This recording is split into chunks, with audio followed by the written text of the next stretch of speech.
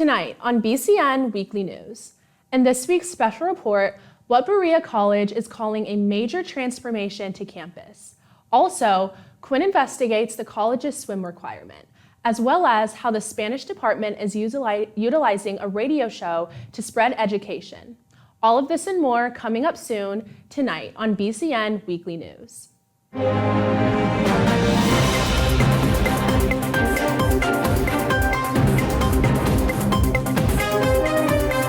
Live from BCNR's studio in Berea, Kentucky, this is BCN Weekly News.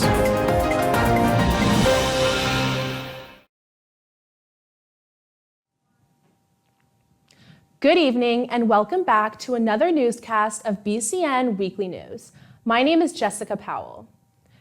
Major changes coming up to the Berea College Visitor Center and Smoothie Bar. Here is Izzy with more on that. The Berea College Visitor Center, as well as the Smoothie Bar, will be going through what the college is calling a major transformation. An announcement from the college explains that in the coming months, the college will undertake a multi-phase redesign process, including steps such as a search for a visitor center director with experience in museums or public education, exhibition design, and inclusive hospitality. The reimagined space in the College Square is intended to immerse visitors in the Berea story, offering displays, craft demonstrations, and an educational experience highlighting the college's mission, values, and history. We reached out to President Cheryl Nixon for a comment regarding the decision to reimagine the center and what that might look like for labor students, and she responded saying, "We're excited for the next evolution of the Berea College Visitor Center as a place that truly showcases the Berea story. The redesigned space will highlight all aspects of campus life, from our distinctive mission and history, to our excellent academics, to our work college program, to our special spaces such as the forest. Visitors will have the opportunity to see students in action demonstrating craft and other hands-on work that reflects Berea's tradition of learning by doing. The project will include new retail space previously occupied by the White Stitch store, allowing us to expand our footprint and share more of what makes Berea special. We do not expect any impact on student labor positions. Rather, we see this as creating new opportunities for students to engage with visitors and represent the college." Additionally, we reached out to Aaron Beal, Associate Vice President of Student Craft, as he is named to oversee this process. He says, "I and the whole team here at Student Craft are excited to be playing a role in the development of a new visitor center that will be dedicated to sharing Berea's past and perhaps most importantly, its dynamic and expansive present and future. This new space will allow prospective students, visitors to the city of Berea, and friends of the college to gain a deeper understanding of the college's mission and values by connecting them directly with the center's labor students who will play a significant role in the character and identity of the center, ensuring the most accurate and complete understanding of Berea College possible." The visitor center is set to close in May and reopen this summer with its updated design. More than a stop for visitors, the center is also a labor position for students. Therefore, we reached out to labor students from the center who wish to remain anonymous. One says, "When I came to Berea, I was nervous about my labor position, but after orientation and meeting everyone, I came to love my job. From freshman year to now, I have grown so much and learned so many skills because of the Smoothie Bar. I have made wonderful memories and friends from working there. I love talking to customers and helping make their days brighter amidst all the hustle and bustle of college life. I will be immensely saddened to lose my labor position working at the Smoothie Bar, all for the space to be reimagined. But I am grateful for the opportunity to learn more skills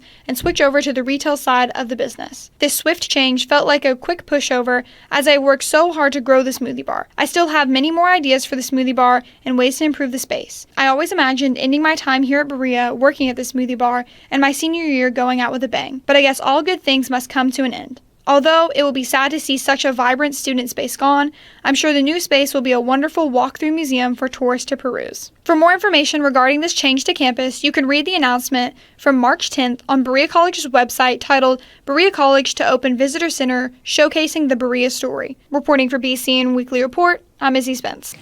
Thanks, Izzy. In other news, Quinn looks into the college's swim requirement. Here is more on that. Designed for individuals who have no previous experience in swimming or those whose skills are such that they would be at risk in most aquatic situations. The course emphasizes elementary strokes, survival flotation, treading, finning, sculling, water entry, and on-land rescues. It is possible for students to not take the required class, and this can be done through taking and passing the swim proficiency test. Students, however, express that since they have previous lifeguard certifications, that the need for them to take a swim proficiency test is redundant. Students also argue that to become exempt from taking the swim test, as well as the class related to phobia or traumatic issues, is unnecessarily difficult. This, coupled with general anxieties from students who are afraid to swim or who have no experience with swimming, has made the opinion on the swim class negative. I spoke with staff with the opposite opinion. Staff explained why the course is required in the first place. Sarah Adams stated that the swim requirement may in part be a unique substantiation of the college's commitment to the kindship of all people, and that it seeks to make things a little bit more equal for black people and white people in regards to swimming knowledge. She then went on to state, there's a process in place for students who need to be excused from the swim requirement, not for disinterest, but for disability-related issues. The first step for any student seeking a waiver of the swim requirement should talk with DAS. Lastly, she stated, when the new general education proposal was being discussed, other life skill courses depending on what a student needed to learn, say a driving class, a cooking class, a basic car repair class, etc., were proposed, but those ideas did not make it to the final proposal. So the swim requirements is what we have for now. I'm Quinn for BCN Weekly Report.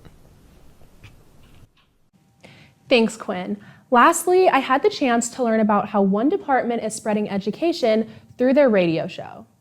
Here on the second floor of the CMIT building, students are using the podcast room to record and produce content as part of their labor positions. Student labor here at Berea can go beyond just a student's main position. Some students are producing a Spanish radio show using the podcast room in the CMIT building. Located on the second floor of CMIT, the podcast room provides students with professional equipment to record and produce their very own audio content. Students from the Spanish department use this space to create a Spanish radio show as part of their labor department responsibilities. One of the students involved in the project is Efrain Zambrana, who helps produce the radio show as part of his labor position. The department that I work at is the Spanish department during foreign language, and our radio show is called Rumbo al Mundo, that is around the world. That's in Spanish. A couple years ago, one of our TAs, so she's a senior right now, started building this type of stuff. So we have 3 different, outside of like being normal TAs and like having classes and just focusing on that, we have radio show, we have movies, we present movies in Spanish. Every week is picked differently, that's on Mondays. We also do on Wednesdays at 6 to 7, we do just an open hours to like learn Spanish but in a fun way. We play games, discussion, like it's something informal so students could get more comfortable with the language. I think it's important because not everyone learns the same, especially there's a language. Either language is pretty difficult to learn. Instead of listening to movies or stuff, you listen to students here that are already comfortable with Spanish, and it's a different way of them to be engaged with Spanish. The podcast room is also available to other labor departments, offering students the opportunity to create their own podcast as part of their campus work experience. Students can find QR codes at the CMIT building in the BCNR studio for more information. If your labor department is interested in starting a podcast, you can contact Jacob Dickerson at dickersonj@berea.edu. Producing podcasts allows students to develop media production skills while applying it to their labor position. I'm Jessica Powell from BCN Weekly Report. On behalf of our news team, thank you for watching BCN Weekly News, and we hope you have a great rest of your night. I'm Jessica Powell. For more coverage, follow us on Facebook and Instagram at BC News and Radio, and watch our show online at www.bcnewsradio.com. Good night.